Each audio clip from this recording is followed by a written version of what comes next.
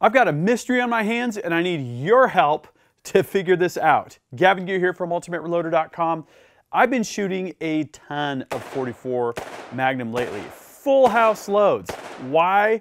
Because that's what I carry in the summer and it is a ton of fun. But I was just shooting my Smith & Wesson 329 PD, just did a story on this, and my Ronin and Kenai Gunfighters Inc. holsters. All set up for summer carry. I'm all excited about that. So I go and grab some of my standard ammo off the shelf. We're talking about reloaded 44 Magnum Starline brass with Hornady 240 grain XTP bullets, 24 grains of Hodgdon H110, and a Winchester large pistol primer, the kind that can be used for Magnum pistol loads or for standard pistol loads. A quick note about Hodgdon H110. This powder does not like to be down loaded. It likes to be run 90% and above, and 24 grains is a max load. Usually that's fine. On this day, I was getting flattened primers and I was getting blackness around the primer pocket, like gases were escaping, like overpressure mega looking signs. I'll show you these cases up close. So across the board, it was typically one blackened case around the primer pocket and then the rest flattened. Seemed like excessive bulging on the case wall, and it just didn't make sense because I looked through my brass, my spent brass, the dirty brass, and I saw some flattening and primers kind of across the board, but I've never really noticed this blackening around the primer pocket. Have you seen it? Please drop a comment. I'd like to hear your experiences. So I launched a mini investigation. I got out the 6-inch 629. I got out my other 4-inch 629 to compare results with what I was getting from the 329 PD. And it turns out the same thing was happening with this box of ammo across the board, which I thought was really strange.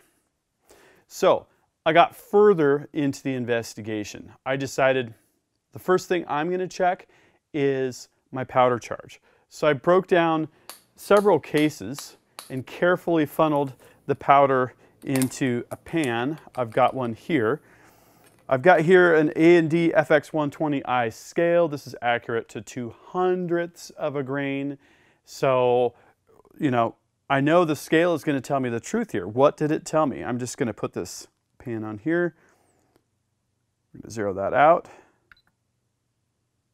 I'll show you this. Okay, so I'm going to put the powder into this pan. This is the powder from one of the broken down cartridges from the suspect box of ammo. I put it on the scale 23.72. So I'm actually a few tenths down from max. Sometimes I'll do that. I'll mark 24 because that's max, but it'll actually be, 23.9 or something like that. I don't always worry if I'm going on the downside. So going over charge weight wasn't the issue here. I confirmed with several cartridges and consistently they were approaching 24 grains, which is Hodgdon's max published load for this particular cartridge.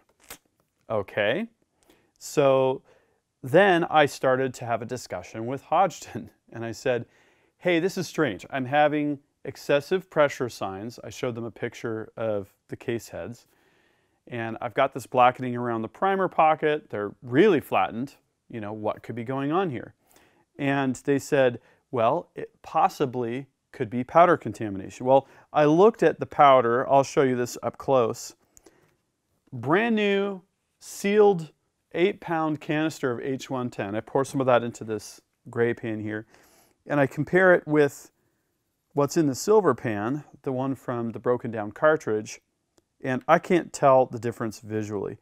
Both are flattened ball powders. They both look the same. The color is very, very slightly different, but not enough for me to think that it could be a completely different powder. Is it possible that this is a faster powder?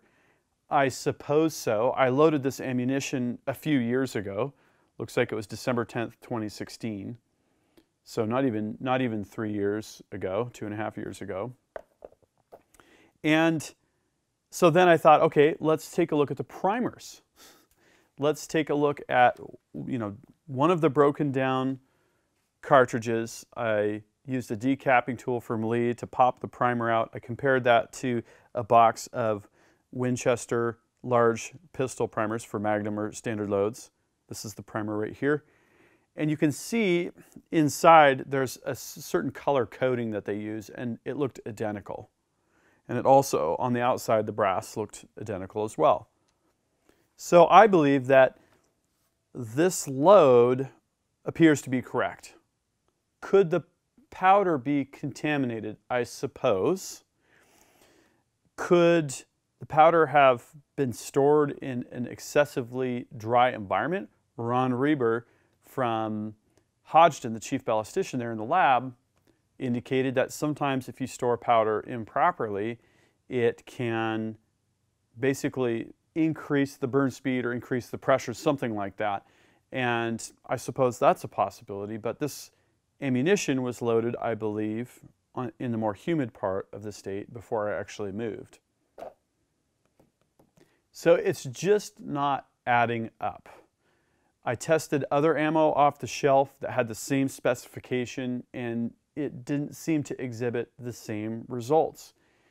And that ammunition was even loaded in the same general time frame, same label and everything. Now, it's possible I could have reused boxes that I had previously labeled and not marked down the date. Probably need to be a little bit more diligent about that. So my big question for you all is, have you seen this? Have you ever figured out what it is? Is it cause for concern for you? I would like to know that. And I'm going to investigate this further. I've been working with different loads here to try and recreate the problem with the same components, with different components, and I have not figured it out yet. So I'd like you to weigh in, drop a comment, guess what it is, tell me if you've seen this. Tell me what you think I should look at to investigate this further. I'd love to know. I'd love to solve this mystery, and I will follow up if I do solve this mystery. So, I got a lot more action coming up with handguns and with rifles and all sorts of stuff, everything in between. So you're going to want to make sure that you're subscribed to GavintooB with notifications. And if you like this video, please give it a thumbs up. I also have these Ultimate Reloader shirts available at the Ultimate Reloader store. There's going to be a link in the video description. I'm also on Patreon, also a link in the video description. So thank you all for watching. Until next time, happy shooting and happy reloading.